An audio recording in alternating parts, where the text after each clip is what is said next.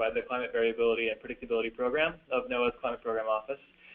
These webinars are intended to showcase research funded by the Climate Variability and Predictability Program that was conducted as part of the DYNAMO Field Campaign, which ran from the fall of 2011 to the spring of 2012 in the Indian Ocean.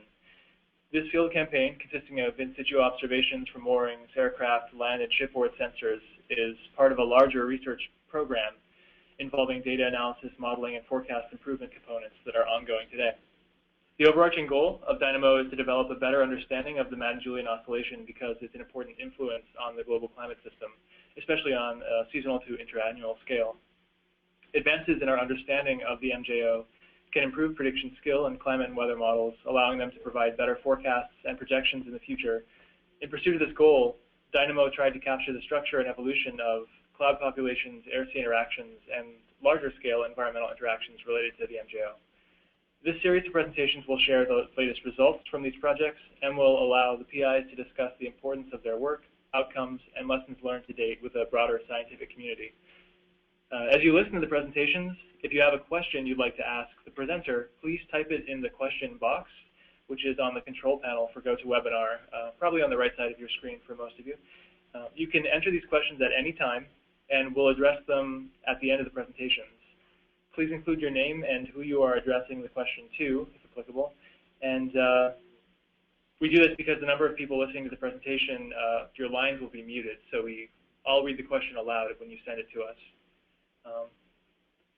Thank you. I'll turn it over to Sandy to introduce our first presenter. Hi, so welcome everyone. Our first speaker today is Timothy Bates. His talk is entitled Shipboard Measurements of Aerosol, Chemistry, Aerosol, Chemical, Physical, Optical, and Cloud Nucleating Properties during the DYNAMO Field Campaign. He's an associate professor at the University of Washington and a research chemist at NOAA's Pacific Marine Environmental Laboratory, or PMEL as most all of us know it. And he works as part of the Joint Institute for Study of the Atmosphere and the Ocean, or JASEO. His research interests are oceanic and atmospheric chemistry, air-sea exchange of gases and particles, aerosols, and climate. On this project, he's been working in collaboration with Langley DeWitt, Derek Kaufman, Kristen Schultz, and Patricia Quinn. Tim, thanks for joining us today. At this time, we're going to turn the controls over to you. And I think you've achieved them. Okay, thank you, Sandy. As Sandy said, I will be summarizing our measurements that we made during 2 legs of the Ravel mission in the Indian Ocean, and in particular the shipboard measurements of aerosol, chemical, physical, and optical properties. Most of the slides that I will be showing you are from a paper that was published by our postdoc Langley DeWitt and JGR in 2013. You can download that paper from our website, which is shown here. I'd also like to acknowledge Derek Kaufman and Christian Schultz, who were out in the field making these measurements, and then my colleague at PMEL, Patricia Quinn. So let's start looking at aerosols over the Indian Ocean. We're starting here with a MODIS composite of the aerosol optical thickness for the month of November. The lighter color is less aerosol, the red color is more aerosol. You can see the outline of the Indian subcontinent here, the higher aerosol concentrations over the northern part of that. We were sitting pretty much in the middle here, where the little rubber duck is, between what has traditionally been sort of that clean background marine atmosphere from an aerosol perspective, and then the more anthropogenically influenced aerosol that is transported into this area, especially during the dry season, or the monsoon season, sorry. So this is actually a picture of the ship. Our aerosol inlet is here, about 18 meters above the sea surface. We bring the aerosol down the sampling mast here into the containers here where the instrumentation is located. We measured both a submicron and a supermicrometer aerosol, chemical, physical, and optical particles, properties during this 2-month period. And our two questions we tried to answer was, how does the MJO affect the aerosol properties over the Indian Ocean? And then secondly, how could this continental aerosol, an increasing continental aerosol, affect the MJO? Well, previous work looking at aerosols in the MJO have all been from satellite-based observations. And there's two different, this was all published by Tian in 2008. They looked first at the TOMS aerosol index, and TOMS measures the concentration of absorbing aerosol. So this would be black carbon, dust in particular. And they found a negative correlation between rainfall and aerosol concentration. So more rain in this case meant less aerosol in the tropical regions. However, from MODIS in the AVHR aerosol optical thickness observations, they saw a positive correlation. So more rain meant more aerosol optical thickness. And MODIS and AVHR are measuring optical thickness, measuring both scattering and absorbing aerosols. So the sensors aren't all measuring the same thing, but they tell us something different about the aerosol. So in particular, in this area where we were sitting in the Indian Ocean, there's quite a strong positive correlation. So this period, October to early December, is sort of the shoulder season after the Asian summer monsoon. And here on the left, during leg 2, which is October 4th to October 30th, you see that most of these back trajectories are coming from the Southern Ocean, so bringing us fairly clean background marine aerosol. And then contrasting that then with leg 3, November into December, we saw a lot more continental aerosol coming off the Indian subcontinent. There were 2 MJO events that we were able to witness from the ship, a rather weak one during late October, and then a much stronger one in November.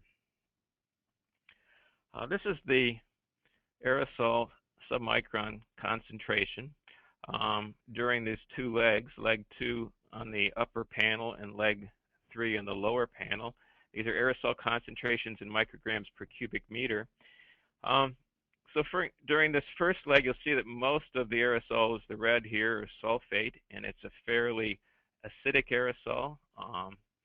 Not much ammonia to neutralize that sulfate. There is some organic as well. There was one period in about the middle here where we saw enhanced concentration of potassium, which is non-sea salt potassium is a measure of biomass burning. So this is obviously some influence here from some continental aerosol. During the the leg 3, November, December, you'll see higher concentrations of aerosol. The aerosol is much more ammonium sulfate, which is an indicator of probably a continental aerosol where there's more of ammonia source to neutralize that sulfate, and you can see higher concentrations of potassium. These were the 2 MJO events, and I'm going to talk mostly now about this latter one, the stronger one that we measured the end of November. You can see that it was also a period as a result where the aerosol concentration is much lower. I'm going to look into why that is. So this is the observed aerosol response to the MJO in November. And we've plotted a lot of different things on this picture, and I'm going to just quickly go through what it is. At the top panel here is precipitation, which you see occurring in these middle 3 panels. The blue here is significant wave height, which you see in the middle panel increases along with the wind stress during this period. Next down is the diameter of the particles. So we're talking about 20 nanometers here to about 10 micrometers. We're plotting both the surface area and the number. And you see right through the essentially about 500 nanometers or half a micron here, a mode we call the accumulation mode. Highest in this actually the last period, but also in the first 2. It pretty much is gone here in the middle 2 panels. and instead you see more of a coarse mode aerosol. So this is aerosol in diameters on the order of 2 to 4 microns. And also plotted here in black here, the ozone. So what we're looking at, first of all, is the periods of suppressed convection before and after the MJO, shown here in pink. Wind speeds now are an average of roughly 3 meters per second. We're looking at aerosol transport from the Asian, Indian subcontinent, and that's this accumulation mode that you're seeing here, which is really the dominant aerosol during these periods. Next comes the beginning of the MJO, this increased convection. You see, the first thing you see in this increased convection is the rise in ozone. So we're starting to mix ozone down from the free troposphere into the marine boundary layer as the boundary layer height increases. And what we also see is an increase in the really small particles.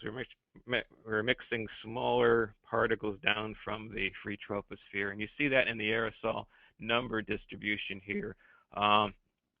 Enhanced number distribution, but also smaller particles in the sort of 20 to 50 nanometer range. And then finally, the period of enhanced convection, where we have the higher wind speeds, roughly 10 meters per second. We have increased precipitation. And what we're seeing is the rainout now of the continental aerosol, the disappearance here of this accumulation mode. And in its place now, we're seeing from the increased wind speeds and wind stress, more sea salt aerosol, which is the coarse mode aerosol, much larger size particles that are becoming the dominant aerosol. So this affects then the optical properties of the aerosol. I'm plotting here both aerosol light absorption and light scattering. The single scattering albedo here at the top is the ratio of scattering to total extinction, which is scattering plus absorption.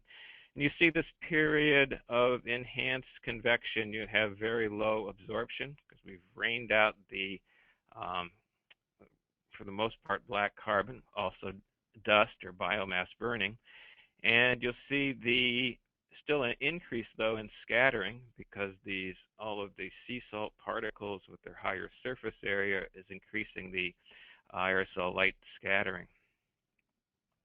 Again, looking at the chemistry response to the MJO, there's a large increase in the supramicron sea salt aerosol, which is here during the MJO wind event, and a decrease in the submicrometer sulfate organic and ammonium aerosol. But once the event ended, we quickly sort of recovered back to the suppressed state with the introduction of the continental aerosol into the region. So just a quick cartoon of this aerosol response. The suppressed convection, have very long aerosol lifetimes, so a buildup of the aerosol and also then an increase in its size. We see this increased convection period where we had aerosol transported from the free troposphere down into the boundary layer, an increase in the smaller sized particles, followed by this period of enhanced convection where sea salt becomes the dominant aerosol as a result of breaking waves and the high winds. But associated with this, though, is enhanced convection is the heavy precipitation, which rains out most of the continental aerosol. And then finally, we get back into this period of suppressed convection and the reintroduction of the continental aerosol. So in concluding, yes, the MJO has a large effect on the local aerosol properties. We see more continental aerosol transport during the dry season and a much larger MJO anomaly signal during this period. And this does affect both the aerosol direct and indirect effect on climate. The direct effect because we're increasing aerosol light scattering because of the change in the size distribution and the composition of particles. And also indirect effect because we're increasing the number of cloud condensation nuclei and the size of those cloud condensation nuclei. The second question we tried to answer is there any kind of a feedback loop between the MJO convection and aerosol? It's still an open question. It's really a modeling study now that we need to essentially use our data in some climate model to see if there is any kind of a feedback. So this is something that is still hopes to do if the funding becomes available. Thank you, and that's all I have, and happy to answer questions. Great, Tim. Thank you very much for that interesting presentation. We're going to hold the questions until the end of both presentations, and we will take them. We will read them out then. However, the question panel under your GoToMeeting control panel is available at any time for you guys to type in questions to us, and Hunter will read them at the end of the two talks. Okay. So we're going to turn over to Shui Chen. She's our next presenter. She is a professor at the Rosenstiel School of Marine and Atmospheric Science of the University of Miami. Most of us know that as Rasmus. Her research interests are air-sea interactions, coupled atmosphere wave ocean modeling of tropical cyclones and coastal systems, atmospheric convection and interseasonal variability, tropical and mesoscale meteorology, and numerical weather prediction. On the project that she is talking about today, she's been working in collaboration with Brandon Kearns, also at University of Miami, and David Jorgensen and Nick Guy at NOAA's National Severe Storms Lab. Shui, welcome. We're going to turn the controls over to you. I think you're ready to go. Thank you, Sandy. Thanks. Can you see it on your screen? Yes. Okay, great. Well, thank you for having me here. I would like to acknowledge many people have contributed to this project. We're mostly a team using aircraft observations from DYNAMO. We have a NOAA P3 there in Iago Garcia during the field program. And the project I'm reporting to you are supported by NOAA and jointly with agencies like NSF, the Office of Naval Research, and in particular, I'd like to acknowledge the support from the EOL team for getting the logistics worked out for us, and also the AOC aircraft crew that really supported the project. There are many people, I probably can't name all of them, but as you'll see, we'll go through the talk. And also the results in today's report have been published in 4 different publications, just came out 2014, and also some results are going to have several publications will come soon, and I'll have all the papers listed at the end, and then you can download some of the already published work later on. The objective of this study really is looking at multi-scale interactions between convection and its environment over the Indian Ocean and how they play a role in the MJO initiation process. And in particular, I was interested in the water vapor availability. That's apparently one of the unknowns largely to us before the field program.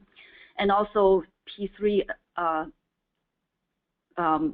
equipped with all the Doppler radar that we need for looking at convective structures. And with drop zones and the XPTs, we are able to look at air-sea fluxes and boundary layer structures.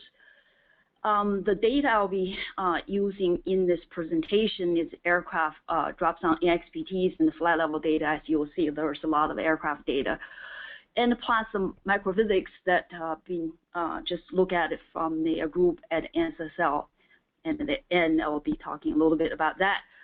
And also satellite data is a must over that region if we're looking at the large-scale contest of things. We're using the hourly IR data for the clouds cluster as a representation of convective system, trim rainfall, and vertical integrated water vapor products, TPW, and sea winds. Now, I'm going to emphasize on the key results now, so it's going to help you through the presentation to see how these things fit. So one of the large surprise to us is the dry, at least to me, the dry air play a critical role in terms of how rearranging convections and you know, what they do in terms of impact convective structures. We find several important aspects of dry air. The dry air intrusion from subtropics into the tropics seem to be able to suppress ITCZ convection and triggering onset of equatorial convection. And the second effect is that the MGO seem to be able to bring dry air in the back end of the active convection envelope. I call the propeller mode that actually help to move the eastward propagation of the convection. And also the dry air have a lot of impact on the convective process. So for instance, it tend to enhance convective cold pools. We get a lot deeper cold pools and prolonged recover time during the suppressed phase, and probably explain why they're suppressed. And also the dry air seem to affecting convective structure and microphysical properties. So these time longitude plot, you guys probably look it over again, is already tired of this, but to bring a large scale contest, I'm just going to show you a couple of this at the beginning so you will see how our measurements relate to this. So this panel, to the left is the longitude and time goes upward. It's the TPW water vapor, and the black circles representing each convective cloud system that we tracked through the hourly IR images. And the circle size proportional to the size of the system itself. The middle panel is SST that you can see the warming and very strong SST, then the cooling right in the end, near the end of that, the extended of a cooling. So the right panel is the zonal wind of the MGO related. So you can see they enhance the easterly winds before and then enhance the westerly winds after. So I'm going to highlight this second event, which is MGO2, and P3, NOAA P3 was flying from beginning to the end of this particular event. We consider ourselves extremely lucky. For 5 to 6 weeks to be able to capture an entire event, it doesn't happen often in the field program experience, but happened to be this one that we did. And then we also have a French Falcon aircraft, as you see the time they flew. So we have some coordinated flights. I'll show you one example of that. So now I'm going to turn around to show you another way of looking this time evolution of MGO. Now you're looking at a time and a latitude plot that tells the variability in terms of the latitude. Then these are time. So first you notice the upper panel is high cloudiness. You will see the 3 MGO event that marked there. Then also water vapor in the middle. Now the last panel is the sea winds that is now showing you the meridional components of the winds. So there are some interesting features there.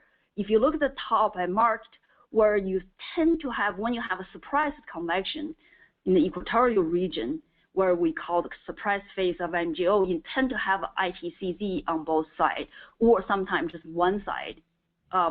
Then re-establish into 2 double ITCZ and it goes back. So seem to be ITCZ and the MGO seem to be oscillating in this area. Then the question is, how do they change from one to another? Do these exchange actually play an important role for how MGO being initiated in this region?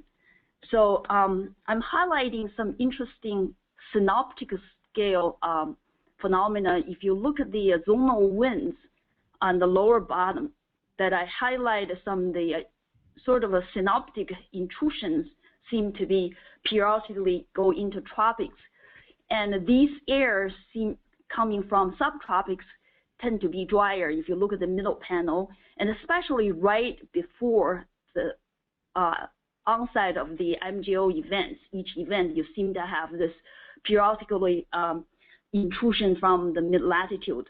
So what do they do? And can aircraft tell us something? So that's where I'm going to start some details on the aircraft observations in terms of the large-scale contest. Now, this particular slide shows a summary of what we fly and where we fly, what time we fly. So the left, you see the aircraft track maps. They color-coded by day. Then each day you will have different colors, and this shows you the geographical locations. We apparently sampled quite a bit around Diego Garcia, and also the time we sampled near the equator when we have different phases of MGO. And also occasionally we venture out to follow one of these back end of MGO transition to ITCZ region. There's a flight there. Then the right panel to the top, that's the time longitude of trim rainfall overlaid with the cloud clusters by the satellite IR, and the time goes upward again. The aircraft fly is marked by the red, so you can see in time and where we sampled. The lower panel shows the time latitude, so you can tell where we fly in terms of the latitude. And we fly from surprise phase and then gradually into the active phase in the equatorial region, and then we did sample something to the south. And the last one, December 8th, we sampled a case that is during the surprise phase. So one of the important features I want to point out to the right side is, as you see, there's two eastward propagating wind maximum. Sometimes people tend to refer that as a two eastward propagating Kelvin waves. I think that's a still open question, but I don't think the observation supporting that notion. I will show you evidence and why we're thinking now. But important thing to look at that is that if you see the first eastward propagating, quite a bit of solid leading edge of the thing, then the second part you see a lot of westward propagating details in terms of both rain and the cloud clusters. As it turned out, this is a part of the whole system. The only thing that is a little bit unusual of this thing is we have a rain break in the middle of the two, and as you will see, this is the dry air intrusion right in the back end of the leading edge of MGO. So now I'm going to show you an animation, so give you a feel for how the aircraft fly and what kind of a large scale and the synoptic patterns over this region.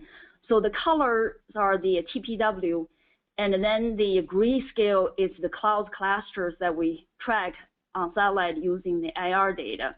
So as you will go through, you will see periodically you get a little blue tracks. That's our aircraft flying. Time is on the left side corner there, so you can see what dates. So the animation started from the 20th of November, right before the onset. We have sort of a double ITCZ structures, and that's where we're going to start. Oh, okay, so the animation actually started a little earlier. It's on the 13th. So we're quite a bit surprised during that period of time. And the aircraft take first flight on the 13th, and then the second one comes up here on the 16th. Then we sort of had a philosophy to fly every several days to make sure to cover all the possible arrangement. So I'm going to pause here, let you pay attention to this, the lower red corner that you can see this one of these intruding east, the westward propagating dry air start coming in, and as we go through, that start approaching to the MGO domain, the dynamo domain. So this is the time we decided to take opportunity to take one of these observations. The aircraft track, you can see we are crossing this dry air and it goes through that. So we want to see what structure of these dry air and just how dry they are. And then after that flight, we noticed the ITCZ seemed to disappear, and now we get this onset of equatorial convection. And this is the time we sampled on the 24th, one of the most active period time during the flight, this MGO2 event.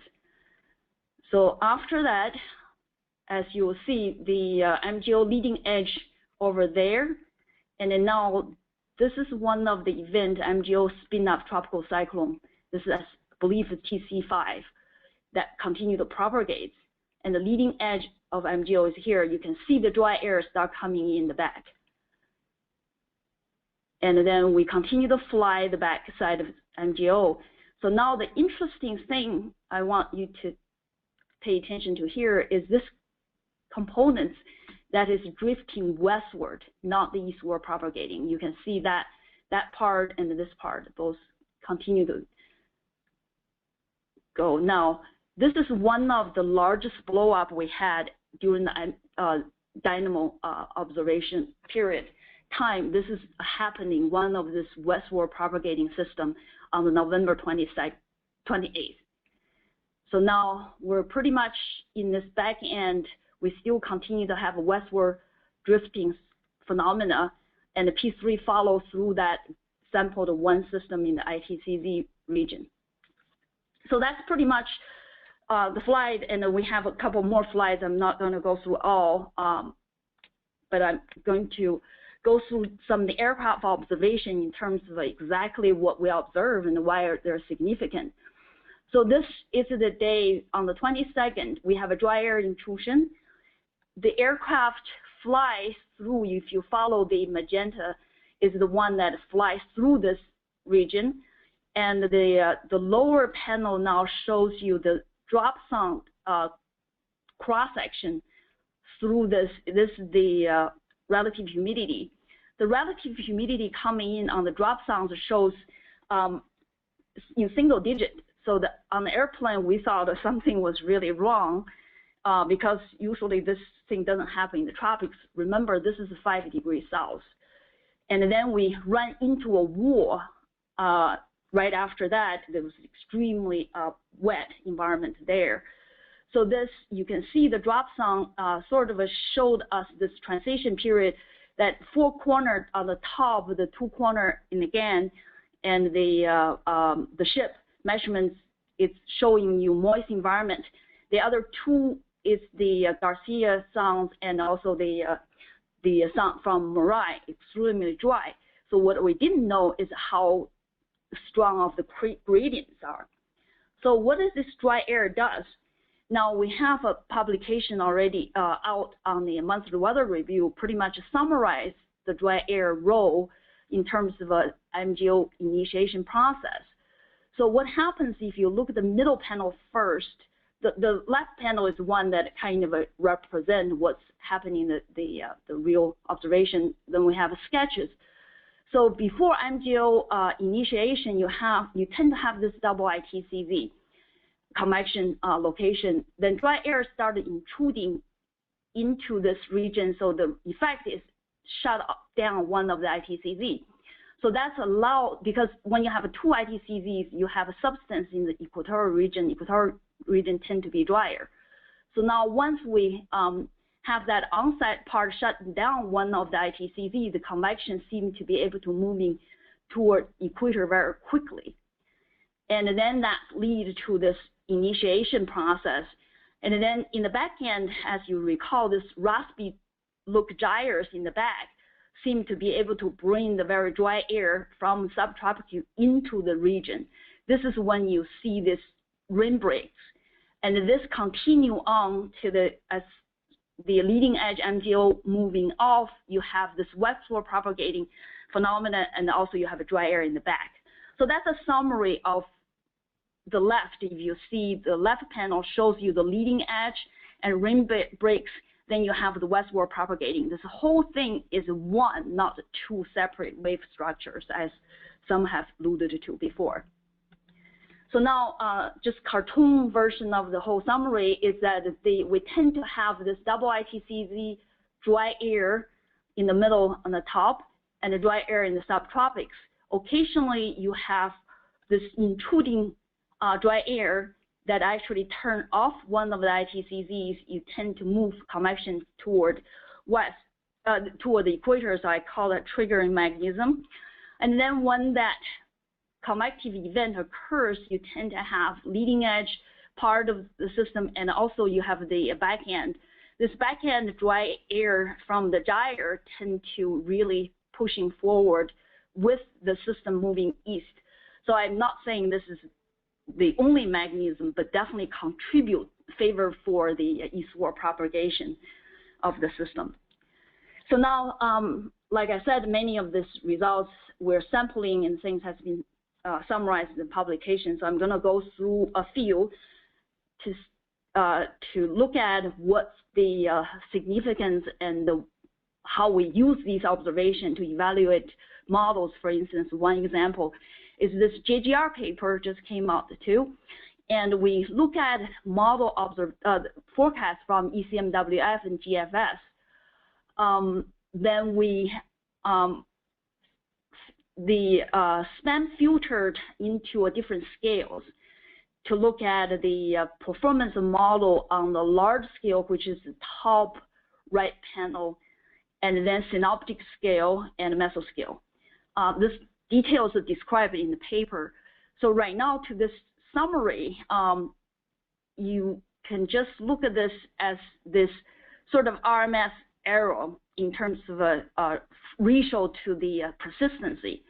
So if your forecast error and your persistency become the same, that's 1, means you lose all the predictive scales.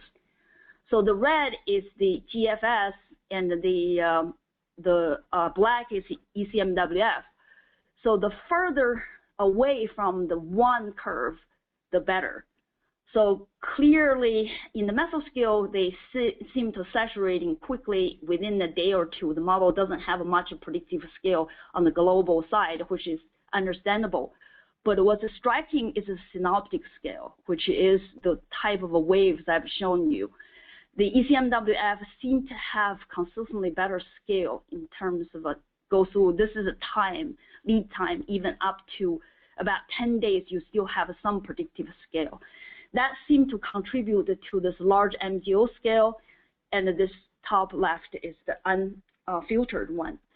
So I'm just going to give you an example what this means. So now, if you look at these 6 panels, the top 2 you can consider as the verification. That is water vapor and the cloudiness, and the flow pattern is the what we should be verified on, and that's GFS. This is a forecast for the 24th of November. So now the the middle 2 panels are the forecast, 5-day forecast, the left from ECMWF, the right from GFS.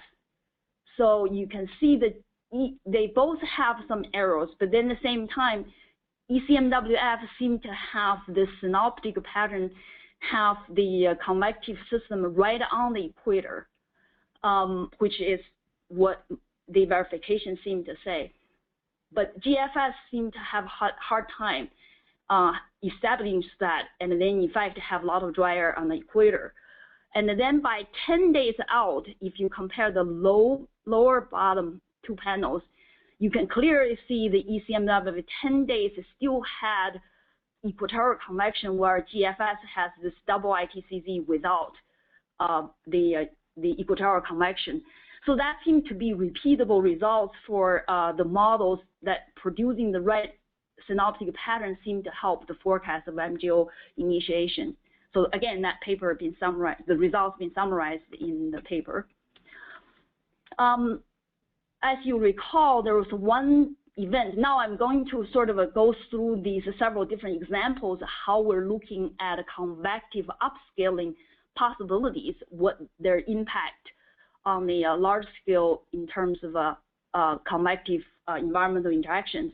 This is one of the examples that we had that's westward propagating big convective event, which is this top right panel. This is the IR cloud top temperatures and tell you the size of that comparable to a tropical cyclone, which is really large convective systems.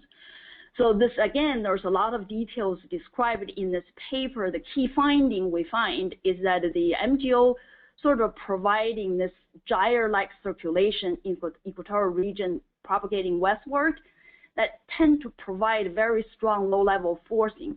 But then at the same time, MGO tend to have this very strong shear environment, which if you look the lower panel that the further to the left is an environment that you typically have very large, strong winds in the upper level. So convection tend to have difficulty to actually blow up right away. But what in this particular case is that MGO passing through this area has a lot of convection. So these deep convection tend to have this outflow that against the mean flow. That turned out to be that modifying this upper level environment reduces mean shear. And as it goes, then that after a few days, that mean shear definitely seemed to be decreasing and lead to this very large blow up on the 28th. So that's one example. There's a lot of detailed sounding data been showing in this particular paper. So next few slides, I'm going to show you another example of how we're looking at the large-scale impact on convective structures. In this particular case, is a cold pool. So in order to look at the cold pool and also cold pool recover, we are looking at air-sea flux measurement, which is one of the important measurements during the dynamo period from both aircraft NOAA P3s that using drop sounds and AXPTs computed using the core bulk flux calculations. And we are lucky to have also Ravel sitting there. So we're trying to compare the two different way of turbulence fluxes versus the bulk fluxes. So what I'm showing you here is the top two panels, latent heat fluxes versus sensible heat fluxes on the right. And the error bars is we use the SST plus minus 5 degree error possibly from the AXPTs. So the really small dots from the gray dots, that's from the Ravel. So the color-coded triangles are from different days. As you recall, the 22nd is onset period time, 24th is green, that's the active phase, and clearly they have a different the characteristics of the fluxes. But one interesting thing is that the turbulence flux and the aircraft flux really come out very, very close in terms of overall characteristics. So except one or two flights we had that somewhat different than the ship and turned out to be off the equator. That flight is from the ITCZ. So Chris Farrell and Jim Evson has been kind enough to provide all the data. So we've been looking at when the ship passing through the ITCZ northern end seem to have a similar characteristics. That is a different air-sea temperature difference. Something that we are looking into why the ITCZ region and the equatorial region has somewhat different properties. So next, we're going to use these flux data to compute the cold pool recovery time and see if the different large-scale regimes have a different recovery time, because that translates to how often, how strong we can have repeated convections. So P3 has flight specific patterns to design how to actually get in cold pools. So this is one of the days on the most active day, which is November 24th. We flew patterns and we dropped sounds specifically find where the environment and where the convective features are. So this is what sounding looks like. We'll have outside of convection, we'll have environment sounds. Then we have sounding that is in the cold pool region, which is inside of this rain area. So then we can compute based on the difference between the cold pool sounding and the environmental sounding, and then calculate the negative buoyancy where we find the depth of the cold pool, some shallow, some deep. And then we use the formulation as published before to use air-sea fluxes to recover, to see how long we'll have enough flux to wipe out the cold pool signature. So quickly just have a summary of what we find.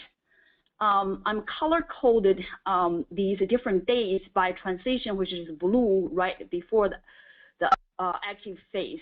It's transition period, 24th, that's active phase, and the red is the suppressed phase on December 8th.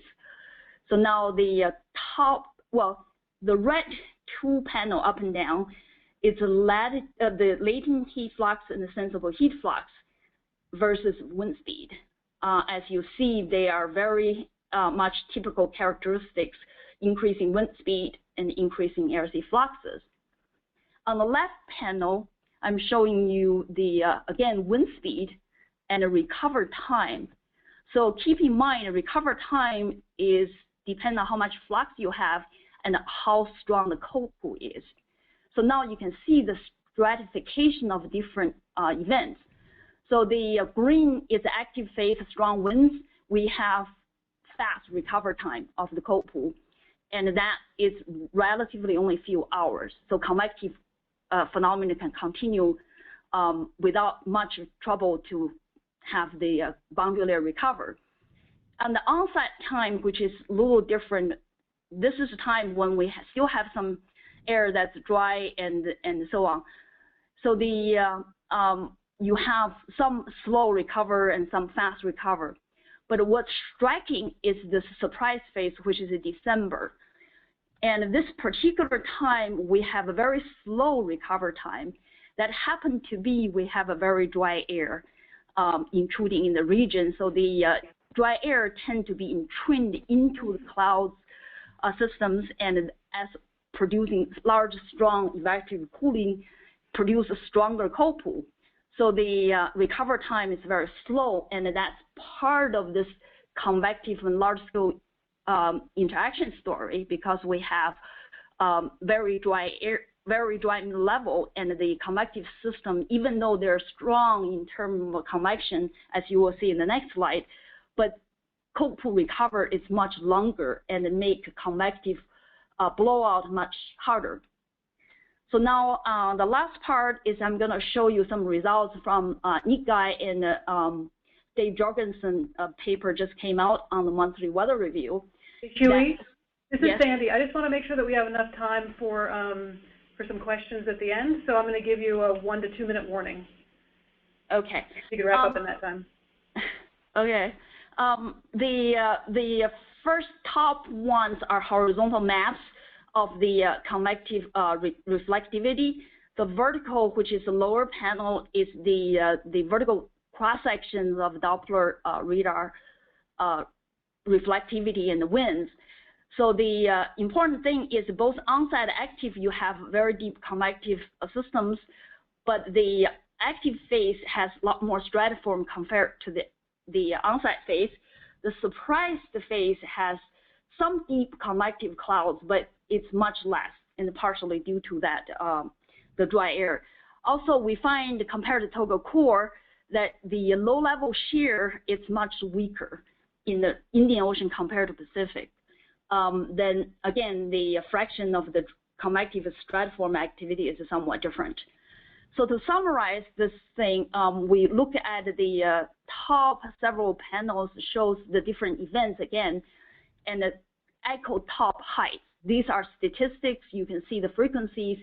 In the on-site phase, we have a lot more high echoes. And then in the active phase, we still have high echo, but then at the same time, we have a lot more stratiform region. In the surprise phase, clearly now we have much more lower echoes, although the numbers are different because we have much less echo points compared to the active phase. And that also shows in the maximum reflectivity in terms of the vertical levels. And to compare them, you can see that this is just last two slides I'm on here. To compare that, now the blue, again, I think is the 22nd. Now they're in the same counts, so you can see amount.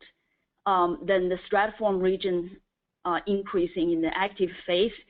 Then the ITCZ is rather different, which is this red one. And then the convective surprise phase, even though we still have high echoes, but they're much less, then you have a peak that is a lower level. So there's a lot of interesting things that actually have this convective and stratiform fractions. And also lately, Nikai has worked with the UC Santa Barbara group with Patrick Chung and his students, Matt, on the using the P3 precipitation, the cloud particulate drops, the probes on the mountain on the P3, we can look at the drop size distributions. So on the top left is a ZR relationship from different days. The right side is a little more interesting one, that is the drop size distribution from different events. There's a lot of information. I wouldn't have time to go through much of the details, but if you look at the summary on the top, which tells you the counts of a different size, and then in the active and on-site phase, you clearly have more larger drops compared to this surprise phase, which is this one green, that's December 8th. The peak is much lower. The size is smaller, and that perhaps have something to do with the evaporative properties or something else, maybe related to aerosols. So we're still looking at this data and try to make some sense out of it. So then the last thing is that we have P3 overfly with the French Falcon. So I'm not going to have details to discuss here, except to say that this is the first time ever we have two aircraft vertically stacked up. We can look at the different properties where the W band on the French Falcon has attenuating problem in the low level where P3 picks up. And in the upper level, P3 have attenuation problem, the Falcon picked up. So we can combine the two aircraft to get the Doppler winds and reflectivity products. So we're working with French group to do that. So pretty much summarize what I have talked about: the dry air, dry air, dry air. Dry air, have a lot of the contribution to the synoptic patterns and the onset of MJO. And we find that 50 to 60% of this type of a combination seem to occurring in the last 15 years or so. So that certainly is something needs to be looked into. And the rest of stuff I just sort of discussed, I wouldn't repeat that. I think I'm just going to end it here and take any questions. And this is a list of publications I refer to. Thank you. Thank you, Shui. I'm going to turn it over to Hunter to read some of the questions that have come in. And I encourage people to continue to send the questions in to us through your chat box for Shui and for Tim. Okay, the first question is from Shidong Zhang, and the question is to Tim.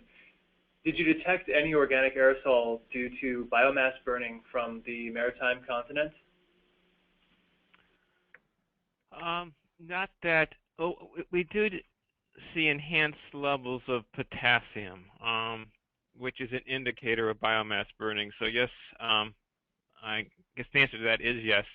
We saw a little bit that we saw one episode from in that first leg where we really didn't see trajectories from the Indian continent, so that very well could have been from the maritime continent. All right, thank you. The next question is to you again, Tim, from Shidong Zhang. Have you tried to match the return of continental aerosol to the change of the circulation pattern, presumably northerlies, after the November MJO convective phase? I'm not sure what you mean by match, but we quickly saw we did see the trajectories, the back trajectories after that event were coming from the Indian subcontinent, and it seemed to fairly quickly refill the marine boundary layer with what appears to be continental aerosol.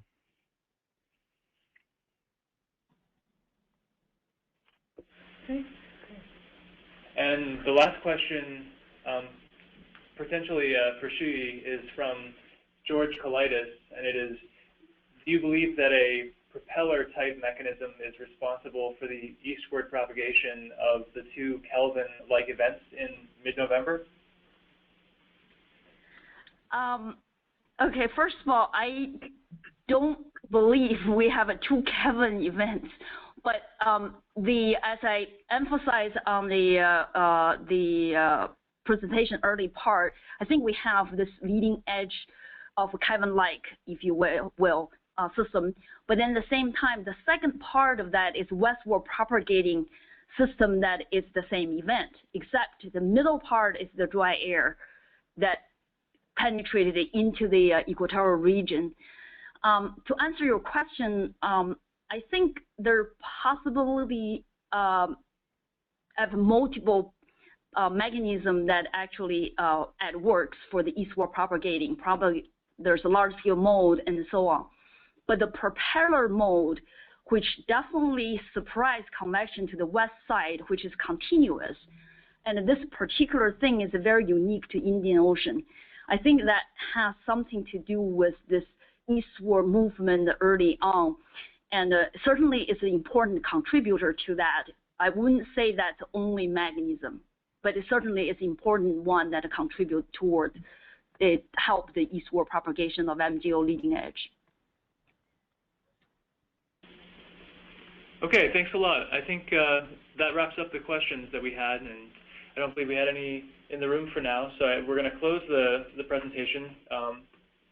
Sandy, Lucas, and I would like to thank everybody for joining us and for the great questions.